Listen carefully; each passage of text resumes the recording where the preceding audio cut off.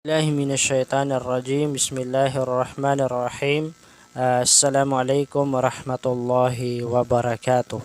Mga kapatid sa pananampalatayang Islam, tayo ay nagpapasalamat sa Allah subhanahu wa ta'ala dahil inabutan tayo ng oras na ito.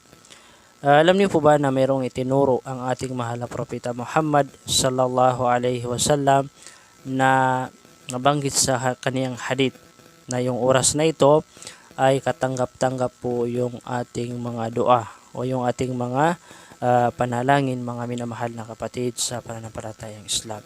So kinakailangan sa isang Muslim mananampalataya ay malaman natin yung mga oras na katanggap-tanggap yung ating mga dua. Subhanallah. Sinabi ng ating mahal na propeta Muhammad sallallahu alaihi wasallam, ad-du'a'u la yuraddu bainal adhani wal iqamah, rawahu at-Tirmidhi. Ay sa pinakamalapit nitong kahulugan, sabi ng ating mahal na propeta Muhammad sallallahu alaihi wasallam, ang dua, ang panalangin sa pagitan ng adhan at iqamah ay ito ay hindi natatanggihan. Sabihin mga kapatid sa pananampalatayang Islam ay katanggap-tanggap mga kapatid yung ating dua o yung ating panalangin sa pagitan ng adhan at iqama. Kaya habang tayo ay nakaupo, naghihintay tayo ng iqama, ay paramihin natin yung ating mga panalangin.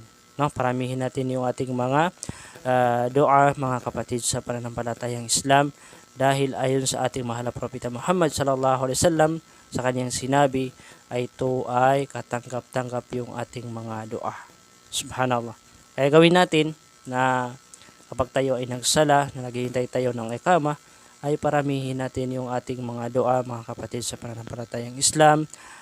Sana ay meron tayong napulot na aral. Assalamualaikum warahmatullahi wabarakatuh.